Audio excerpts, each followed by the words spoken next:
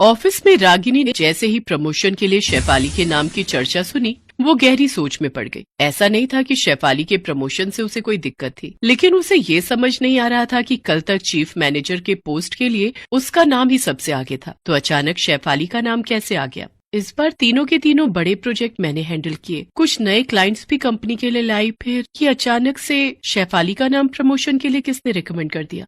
शेफाली ने तो ऐसा कुछ बड़ा अचीव भी नहीं किया है। खैर, अभी तो नाम की चर्चा ही चली है ना, प्रमोशन तो नहीं मिला है। मुझे लगता है कि ये अफवाह है, लेकिन ये अफवाह कहाँ थी। शेफाली का प्रमोशन तो कंफर्म था, और इसके लिए ही तो वो अपने बॉस धनंजय मेहता के साथ शहर के उस आलीशान होटल के कमरे में बंद थी। कभी कभी कुछ प्रमोशन ऐसे भी मिला करते हैं। शेफाली, आज तो तेरे चेहरे से मेरी नजर हट ही नहीं रही है। तुम्हारी ये ड्रेस, तुम्हारा हेयर स्टाइल, तुम्हारे कान की ये बालियां और तुम्हारी ये लिपस्टिक, हाय जान ले लेगी मेरी। क्या सर, कैसी बातें कर रहे हैं आप। वैसे ये सारा श्रृंगार तो आपके लिए ही किया है। I love it. अब देर मत करो और आ जाओ मेरी बाहों के घेरे में। ये कहकर धनंजय ने शेफाली का हाथ पकड़ लिया तो शेफाली ने अपना हाथ छुड़ाते हुए कहा, थोड़ा सब्र करिए सर, वो कहते हैं ना, इंतजार का फल मीठा होता है। सब्र ही तो नहीं हो रहा है शेफाली। तुम लग ही रही हो इतनी खूबसूरत की सब्र को लगता है किसी कब्र में दफना दूं और खो जाऊं तुम में और भुला दूं सब कुछ। धनंजय की बातों को सुनकर शेफाली धनंजय के पास आई और कहा, ठीक है सर, खो जाइए मुझ में और सब कुछ भुला भी दीजिए, लेकिन सिर्फ एक बात मत भूलिएगा। कौन सी बात? मेरे प्रमोशन की बात। ऐसा हो सकता है क्या? मैंने यहाँ आने से पहले सारे ऑर्डर दे दिए। एचआर का ईमेल तुम्हें मिल जाएगा। कल से तुम चीफ मैनेजर हो जाओगी। ये कहकर धनंजय ने शेफाली को गले से लगा लिया और फिर दोनों एक दूसरे में खो गए। अगले दिन की बात है, ऑफिस में सभी शेफाली को चीफ मैनेजर होने की बधाई दे रहे थे। मुबारक हो शेफाली, यार तुमने तो कमाल कर दिया, 1 साल में ही चीफ मैनेजर। यार हमें भी तो सीक्रेट दे दो इस सफलता का। कैसे किया तुमने ये सब?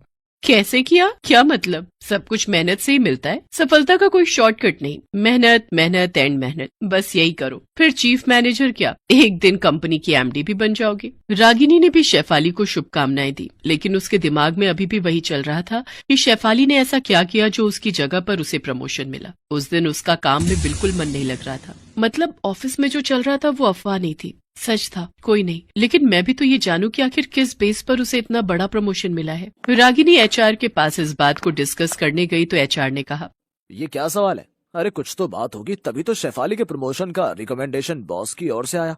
वैसे भी प्रमोशन या डिमोशन एम्प्लॉय के कहने पर नहीं होता, उसकी परफॉर्मेंस पर होता है। जी वो तो मुझे पता है, लेकिन मैं जानना चाहती हूँ कि ऐसा क्या परफॉर्म किया शेफाली ने। इस बार ज्यादा बड़ी डील कंपनी के लिए मैं लेकर आई, नए क्लाइंट भी, तो फिर मैं कैसे पीछे रह गई। ये तो बॉस ही जाने। रागिनी एक मिडिल क्लास फैमिली की लड़की थी। पिता का देहांत बहुत पहले हो गया था। बूढ़ी माँ और 2 छोटी बहनों की पढ़ाई लिखाई की जिम्मेदारी उसके ऊपर थी। रागिनी अपने परिवार को चलाने के लिए बहुत मेहनत करती थी, क्योंकि उसे पता था कि मेहनत का कोई विकल्प नहीं है। इस बार इस प्रमोशन की उसे बहुत उम्मीद थी। इसी के सहारे तो वो अपनी छोटी बहन के कॉलेज के एडमिशन का सपना देख रही थी। कुछ दिनों पहले की बात है। अरे तू चिंता क्यों करती है, तेरे एडमिशन की जिम्मेदारी मेरी है। तेरी फीस का इंतजाम हो जाएगा, तू उसी कॉलेज में जाएगी। सिर्फ छोटी बहन का एडमिशन ही नहीं, माँ के मोतियाबिंद के ऑपरेशन का भी उसने इस बार सोच रखा था, क्योंकि पिछले महीने ही माँ ने अपना हाथ जला लिया था। अरे माँ, तुम्हें कितनी बार समझाया कि तू किचन में मत आया कर। मैं हूँ ना, तुझे कोई जरूरत है तो तू मुझसे बोल, या गुड़िया या रानी को बोल दे। देख हाथ जला लिया ना तूने। अरे तुम लोग कितना कुछ करोगी, मुझे भी तो कुछ करने दे। माँ तू जानती है ना, तेरी आंखों में मोतियाबिंद है, तुझे ठीक से दिखता नहीं है। कुछ दिन और इंतजार कर लेना, मेरा प्रमोशन होने वाला है। मैं तुम्हारी आंखों का ऑपरेशन भी करवा दूंगी, फिर किचन में करती रहना काम, ठीक है? हाँ हाँ ठीक है मेरी माँ। तमाम बातें रागिनी के दिमाग में घूम रही थी। उसे समझ में नहीं आ रहा था कि अब सारी चीजें कैसे मैनेज होंगी। वो काफी चिंतित हो गई और उसने एक निर्णय लिया। हालांकि ये ठीक तो नहीं होगा, लेकिन मैं बॉस से बात करती होंगी। मुझे बात करना ही होगा कि आखिर मैं प्रमोशन की दौड़ में पिछड़ कैसे गई। रागिनी बॉस के केबिन की ओर बढ़ी। वो उनके केबिन का दरवाजा नॉक करने ही वाली थी कि तभी उसे शेफाली और बॉस के हंसने खिलखिलाने की आवाज आई। अरे सर, ये ऑफिस है, कोई आ गया तो? अरे कोई नहीं आएगा। सुनो ना, कल मिल रही हो ना उसी होटल में? हाँ सर, मिल रही हूँ, अब जाने दीजिए। रागिनी जो बाहर खड़ी ये सब सुन रही थी, उसे सब कुछ अजीब सा लगा। शेफाली बॉस के केबिन से बाहर निकली तो रागिनी बॉस के केबिन में गई। रागिनी तुम, कोई जरूरी काम था क्या? जी सर, बहुत ही जरूरी। जल्दी बोलो, मुझे एक मीटिंग के लिए निकलना है। सर क्या मैं जान सकती हूँ कि इस बार मेरा प्रमोशन क्यों नहीं हुआ, जबकि मैंने आपके द्वारा दिए गए सारे असाइनमेंट टाइम के पहले पूरे किए हैं, कंपनी के लिए अच्छा बिजनेस भी लाई हो, तो फिर मामला कहाँ फंस गया? रागिनी की बातों को सुनकर धनंजय उसके करीब आया और बोला, रागिनी, सिर्फ काम करने से प्रमोशन नहीं मिलता, कुछ और भी करना पड़ता है। कुछ और? मैं समझी नहीं। तुम छोटी बच्ची हो क्या जो ये सब समझाना पड़ेगा? सर आई एम सॉरी, लेकिन मैं नहीं समझ पा रही हूँ कि आप क्या कहना चाहते हैं। प्रमोशन तो मेरे हाथ की चीज है, जब चाहे दे दूं, लेकिन तुम्हें भी तो कुछ देना होगा। सर मैं एक मामूली लड़की हूँ, मैं क्या दे सकती हूँ? कोई भी लड़की मामूली नहीं होती, उसके पास जन्नत होती है। बस एक बार मुझे जन्नत की सैर करा दो। ये कहकर धनंजय ने बेशर्मी से रागिनी का हाथ पकड़ लिया। रागिनी को कुछ समझ नहीं आ रहा था कि वो क्या करे और क्या न करे। धनंजय की बात अब उसकी समझ में आ गई थी कि उसे क्या चाहिए था। उसके एक समझौते से उसका प्रमोशन भी हो जाता और उसकी फैमिली की सारी टेंशन भी दूर हो जाती। क्या हुआ, क्या सोचने लगी तुम? देखो, शेफाली ने भी समझौता किया तो उसे प्रमोशन मिला, तुम भी करो, तुम्हें भी मिलेगा। जिंदगी में समझौते करने चाहिए, तभी सफलता गले लगाती है। आज की रात मेरे नाम कर दो और जीवन बदल लो। धनंजय की बातों को रागिनी ने गौर से सुना और फिर अपना मोबाइल निकाला और नंबर डायल करने लगी। किसे कॉल कर रही हो तुम? घर पर। अपने घर पर? सही है, काफी समझदार हो तुम। मेरे नहीं, आपके होने वाले घर पर। रागिनी ने कॉल मिलाया और हेलो पुलिस स्टेशन, मैं डीएन लिमिटेड से रागिनी बोल रही हूँ। Police station? तुम पुलिस को कॉल कर रही हो? पागल हो गई हो क्या?